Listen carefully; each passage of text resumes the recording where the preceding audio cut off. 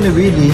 Oh. So hindi ko sinabi kay Julian na wag, hindi ko sinabi na sige. Basta ikaw, meet with them and talk to them. Then kung type mo at magustuhan mo, it's really up to her to decide kung ano yung gusto niya. Willie Revillame kumpirmadong kinukuhang co-host si Juliana Gomez. Kinumpirma mismo ni Ormoc City Congressman Richard Gomez na kinukuha ni Willie Revillame na maging isa sa mga host ang nag-iisang anak nila ni Ormoc City Mayor Lucy Torres na si Juliana Gomez. Ayon kay Richard, mismong si Willie ang tumawag sa kanya para ipaalam kung papayagan niya ang kanyang anak. Ayon naman kay Richard, ang desisyon ay ipinapaubaya na niya sa kanyang anak. Dagdag pa niya, noong natuloy ang meeting nila Willie at Juliana ay hindi niya ito pinakialaman. Sinabi pa ni Richard na mukhang hindi pa tinanggap ni Juliana ang offer ni Willie dahil wala pa umanong sinasabi sa kanya ang anak. Idinagdag pa nito na bahala na si Juliana kung tatanggapin nito ang offer ni Willie.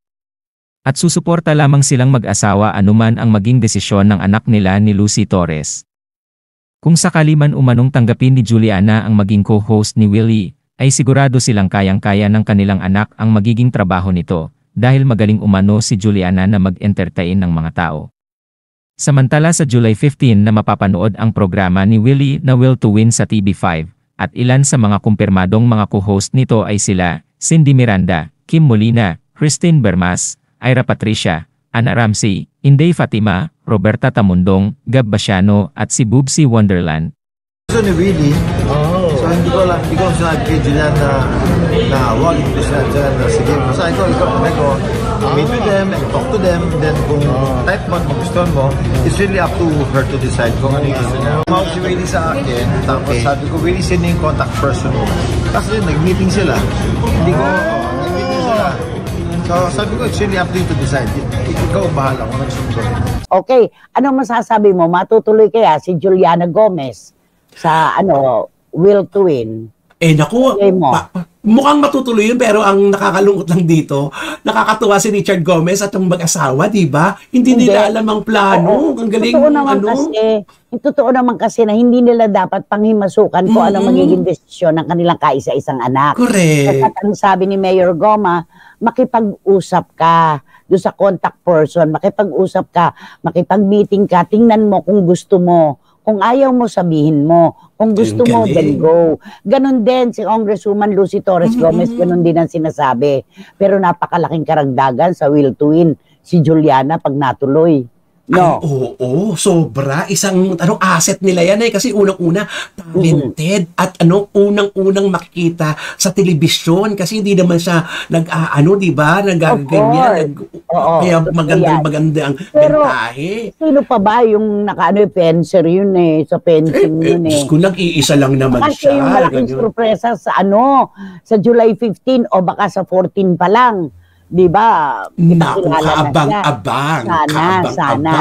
Sana talaga dahil malaking karagdagan talaga si Juliana Gomez. Napakagandang bata. Ngayon pa lang pagka talagang titingnan mo siya, pang beauty queen talaga Yes. At saka na, di ba may mga meron talaga mga pagkakataon na hindi mo inaasahan na ito pala mag-aartista. Di ba? Ayaw niya dati yan. Ito pala. Ito at saka nagmana sa ama.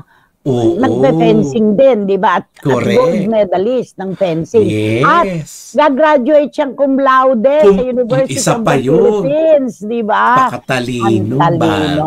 Well-guided. At saka talagang studios tong batang to talagang hindi nagpapabaya.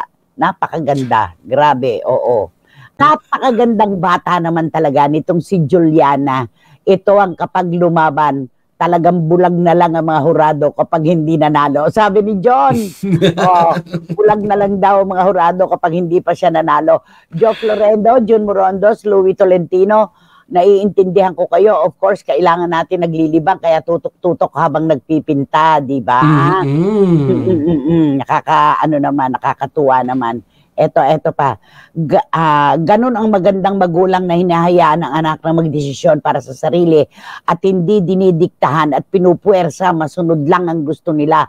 Oo, kasi alam niyo po, meron po talaga mga personalidad na pinilit lang ng magulang na mag-artista. Meron po talaga, oo. Dahil para bang negosyo ang tingin sa showbiz, na yun ang Oo. makakapag-ahon sa kanila sa kahirapan kahit natutol ang kalooban ng anak. May ganyan po talaga. Sana hayaan nila na piliin ng anak kung ano talaga ang mundong gusto niyang galawan. Oo, yung Diba? magpapaligaya dapat kasi yun para hindi mabugnot pagdating ng araw, mahagard, may stress ang bata pagdating ng araw. Totoo. Oo.